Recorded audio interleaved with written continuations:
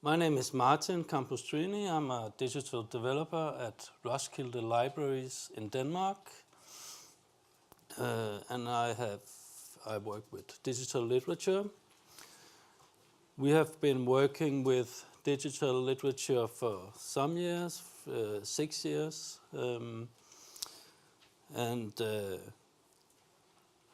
I've studied literature and I've studied digital science as well, so I have a sort of a leg in both camps. Today I will talk about our experiences with what we call poetry machines, and I will share the experiences from 2 exhibitions we have had, so it would be sort of very basic, just what we did.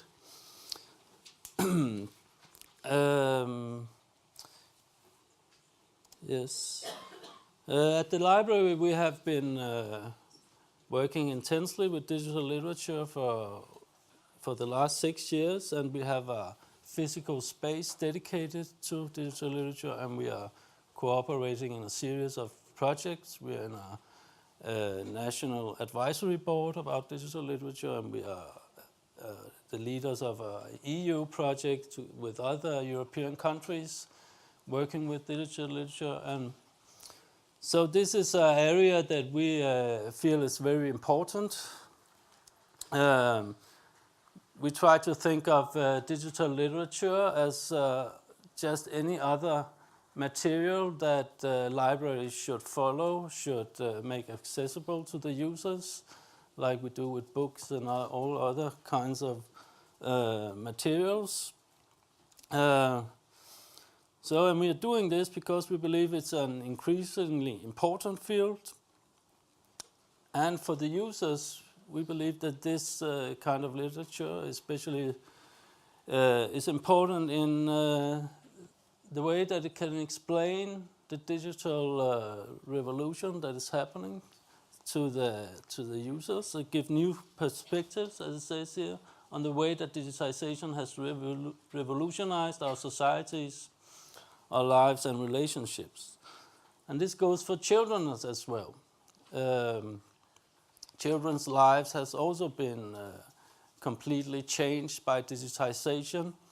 And you could ask, also referring to the discussion before, does printed books address these problems, these issues?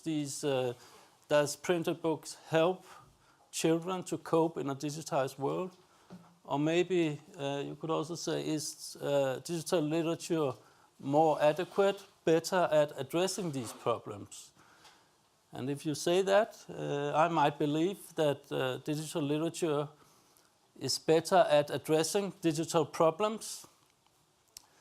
Then you could also say that our love for the book, our insisting on the book, actually harms literature in the way that it prevents it from being relevant, being on the most relevant platform, addressing the most relevant questions of our societies. Yeah, that's a question. So our philosophy at the library is e-literature, digital literature. We use the term e-literature, digital literature as synonymous. We don't really distinguish between them. And by digital literature, we do not mean e-books. We mean literature that combines the digital and text in new and surprising ways. So yeah, that's our philosophy. E-lit is a field that presents new opportunities for libraries to develop new ways to engage with the public and stay relevant to the users.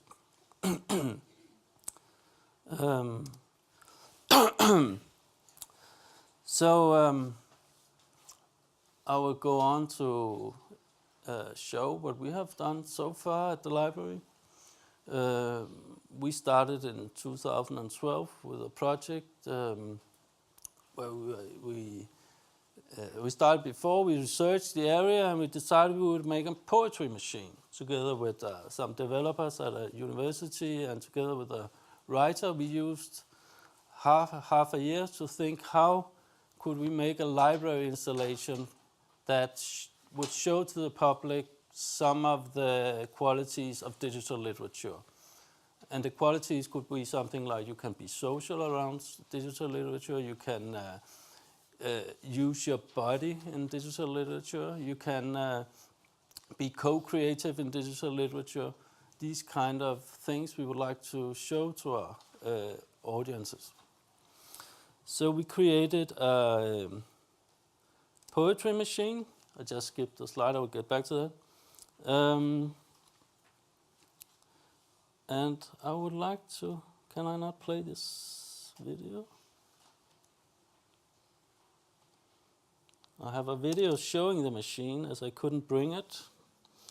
I think we'll just leave this and show it. Okay.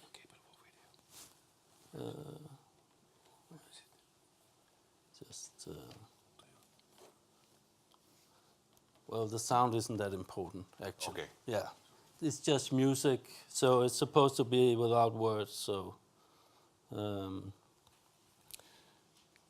I? Does it look okay? Yes, I think so. So the poetry machine, it presents some iPads and some works on iPad, and now that's the machine. The latest version. This is the yellow version. We have other versions.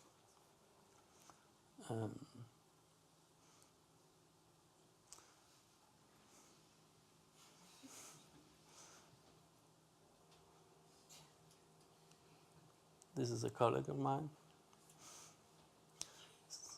So you have these physical books. You interact with the screen. There's some technology in the books. You pick up a book. You are assigned a line written by a writer. By pressing the book, you can change the line that you are assigned. You will put the lines on the digital paper on the screen, and you will create your poem. And when there are 3 books with different content, and when the poem is finished on the screen, it will be printed out on a library receipt, and you can bring it with you home, or you can read it aloud, or you can throw it out, so whatever you like. So that's the machine. Go back here.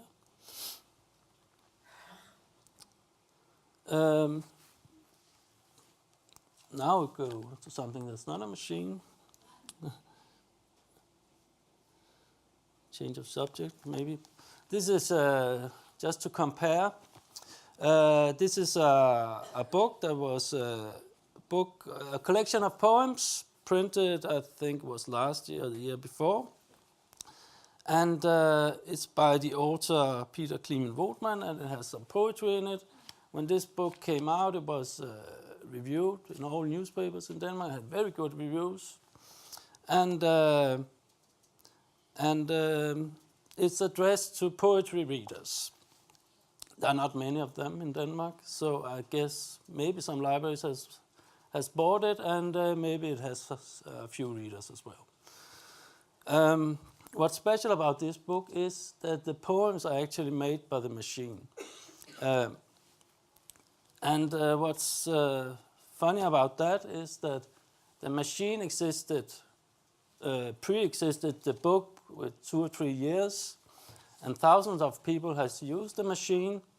It was first time showed at the Roskilden Music Festival, and we had 5 days where it were used like 24 hours a day.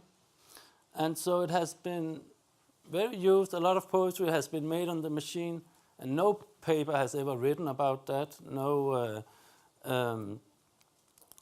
There hasn't been media attention about that, but it has been a great success for the library anyway. So the point is that around books, you have this literary circuit that just works. A book is printed, there's newspapers picking up on it, there's libraries picking up on it. you have publishing houses, so there's this circuit that just works, and that will have this flow that will bring the book to its small reading community. But you don't have this circuit around the digital literature. Literature is somehow outside the circuit, it disrupts the circuit, and that's actually why it's a success, because with the machine we've been able to bring poetry to a lot of different groups of people that wouldn't read poetry before, because they just go to the machine without any expectations and just try it out. So in this way we have presented difficult poetry to a lot of people who didn't know they were poet readers. Yes, the purpose of the original machine was to examine the problems that digital literature poses to libraries. One big problem is that the digital does not have a physical body, so you cannot put it on a shelf, you cannot put it in the library room, you need to sort of create this body. We call it also the paratext. You need to create this context for the digital artwork at the library. And that was what we wanted to try out with the poetry machine. Then was a big surprise to us that this poetry machine, which is actually 5 machines now, when we had built it, we started to lend it out to other libraries.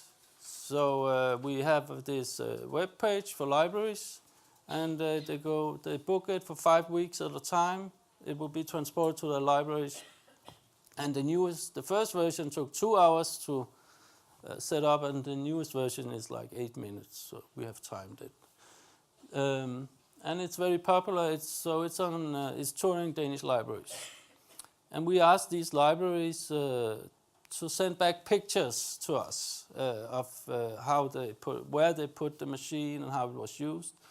And to our big surprise, a lot of the pictures that came back were like, this is one of them. This is the old machine. It had children on it. The machine wasn't intended for children, but somehow it worked very well with children.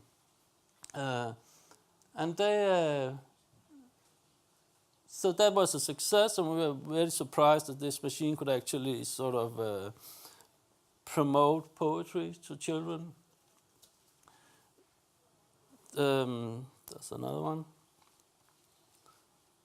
And more, and more. So you might ask,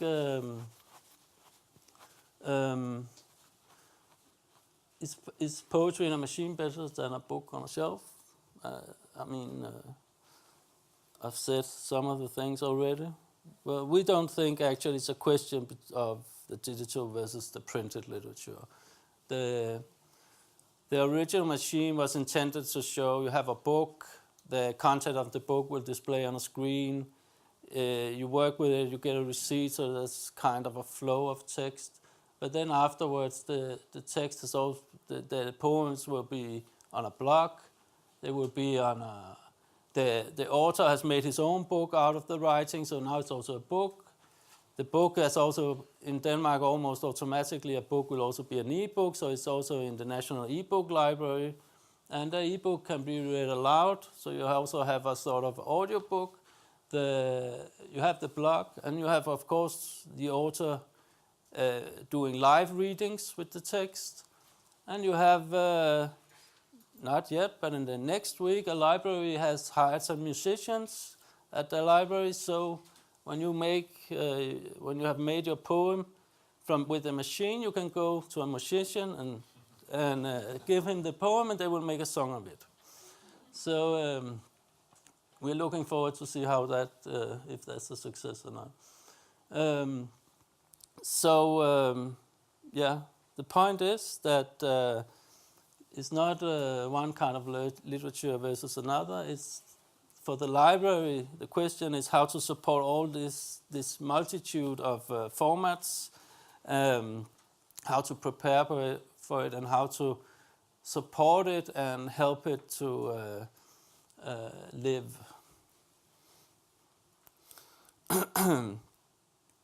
So what the conclusions for us working with this machine was, and why we are still working on it, is that we believe there are some possibilities with e-lit to reach new audiences, like children. We believe also we have sort of Danish libraries used to speak a lot about the non-readers, how to engage the non-readers. And actually we have done this with this machine. It sort of breaks down the barriers surrounding fine literature. A lot of the sort of fear of engaging with fine literature is taken away when you put it into a new media. Of course you create some new barriers because the very good poetry readers, they will still prefer the book and might feel that it's not the best way to present them. So what's also good about iPads and digital installation is that you presented it creates activity in the library space. It gives life to the library space. It's when you have live readings or an event, it's when it's ended, it's ended. But an installation is there all the time and works, and gives life to the library. So that was the poetry machine that that's a big thing at our library. We started with digital literature for adults, and then in the last 2 years we have also been working more consciously with children's e-lit. We were in the project e-Lit that is together with the Nordic countries, and we had last year an exhibition similar to the exhibition that is now at Tampere Library. This library, yeah, of course, that's upstairs. So how did we do our exhibition? One of the things that worked, there was these 10 chosen works for iPads, Nordic works for children, and we sort of divided them into works for the younger kids and works for the older kids. And we had this small table and small chairs already, and we attached iPads to it and presented the digital works in text next to it. And this small table was a great success, as the small table upstairs is also a success. The furniture communicates that it's for small children and they will just go on using it. In the other end we had sort of fat boys and pillows, and it was supposed that older kids could hang out there and they will just stay there. It wasn't as used as the area for the smaller children. So we had 10 iPads, we had one work on each iPad. They were accompanied by printed introductions. We had a activity as a poll box where you could vote for the best Nordic children's app. We had a display of the printed books. Many of the apps also have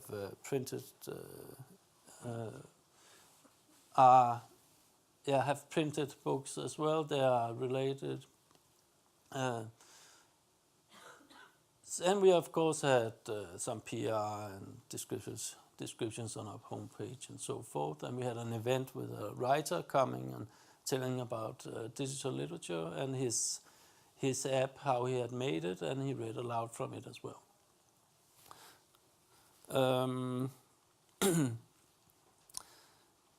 Here you can see most of we gathered we have some exhibition spaces at the library, and our feeling is that the best way is to gather all the exhibition in one space, where upstairs you can see it has been more spread out on the library. That's two different approaches. Of course, we had some problems with the iPads, and digital literature is a problem to show at a library. The first problem is that iPads needs power. It's very annoying. It's not very funny to have black screens all over the library because the iPad doesn't have any power. And you need to have some routines with the personnel. How should they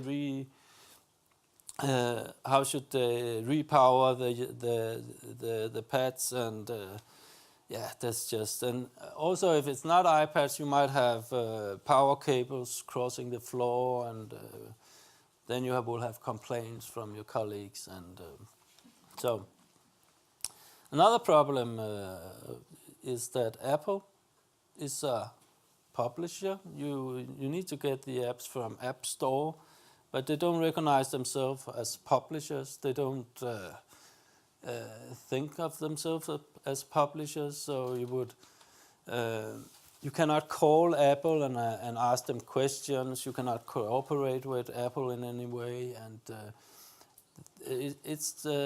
so there are some problems with that. We actually don't know if we are allowed to just show these apps at the library. We just do it.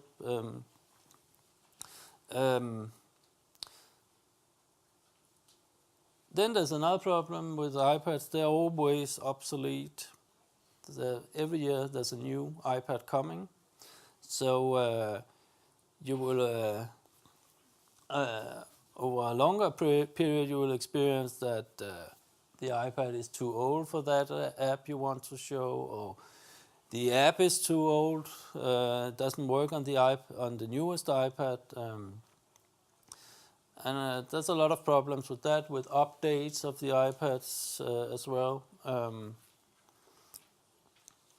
So there's a general problem that as a library you don't have any control with these devices. It's just happening to you, sort of the updates, the new. And of course iPads can be stolen. That's a big problem in many libraries. Many apps, at least in Denmark, are funded. So the author will receive some money, they will make this app, and then they will forget about it. Oh, they have no more money. So if there are updates to the iPads, who will take a look at the app if it still works? Who will take care of that? So a lot of apps disappears over the years, and that's a general problem for digital literature. You have change of formats all the time.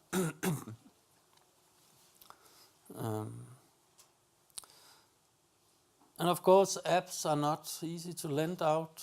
You can lend them out, but how will you sure that people are actually seeing that work? And so what we are doing exhibitions and events instead of lending out iPads. And there's a language thing. Sorry. A lot of apps are in English. Even we presented some Swedish apps that they are also just made in English. They weren't in Swedish language because the App Store is of course international. So if it's English from the beginning, it might sell more. So so there's a language problem as well. There's also a problem with the App Store the being very difficult to understand how it works. We thought, if there's a Norwegian app, we can just show it at our library. But it turned out that one Norwegian app weren't available in the international app store, and we couldn't buy it in the Norwegian app store because we didn't have a Norwegian credit card. So we couldn't show that app. Fortunately, that has been the app has now been put out into another app store. So in the second exhibition, we could show that app. But there's that app.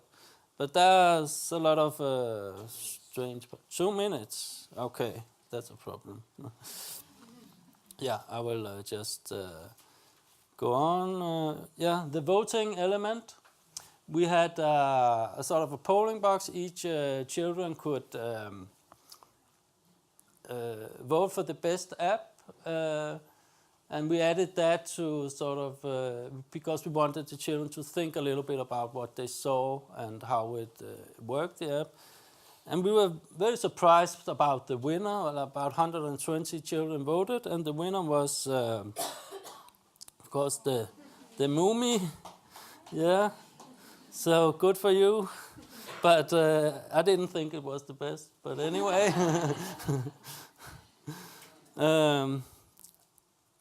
we have now another exhibition that started last week, or just before the last week, and will go on.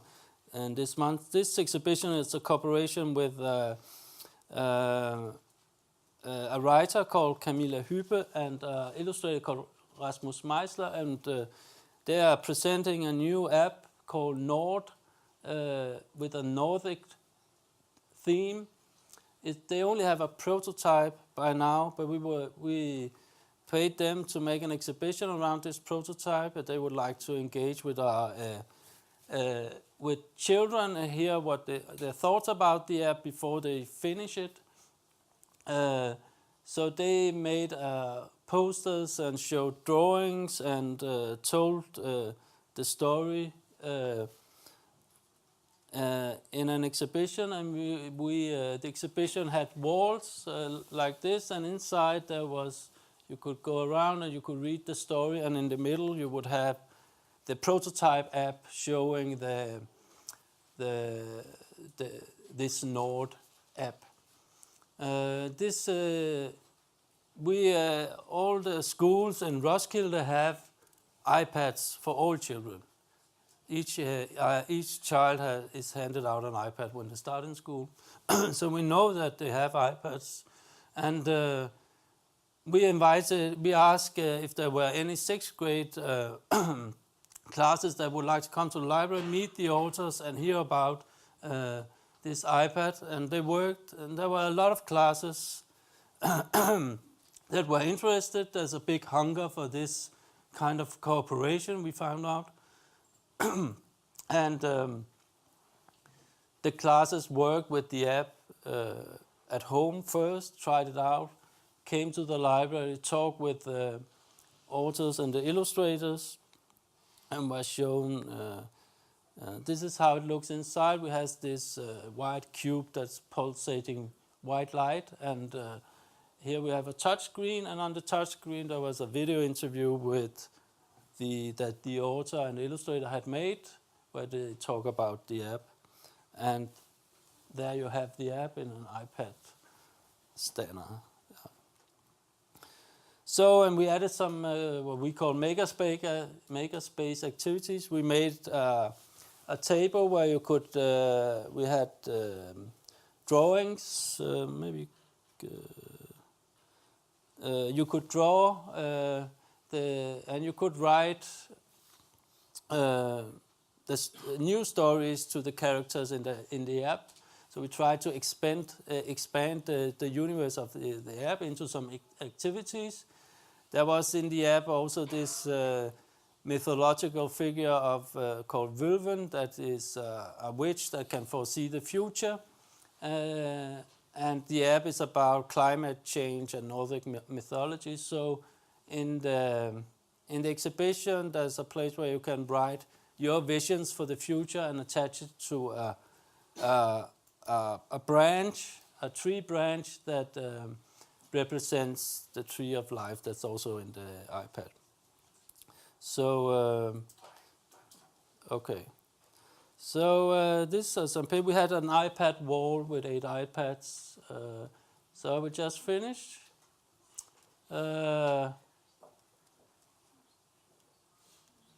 So what we are working with now from here, and we will like to improve on, is accessibility to make it more accessible. We would like to have the librarian to have a more important role, because the best way to present this work is by speaking with the users. So we would like to work with that, capacity training and staff. We'd also like to work with cultural education with school and with digital literacy, use digital literature for that. And this is the last slide. Relevance is an important concept, we think, because how should libraries and literature continue to be relevant? One answer is to be where the users are and use the media that our users use. So for many children, the main source of knowledge and artistic input comes from the screen of some kind of digital device. So we should probably be on those devices, try to connect with that interest that the children have in these devices. So e-lit for kids is one of the roads that we follow to stay relevant as a library. Thank you.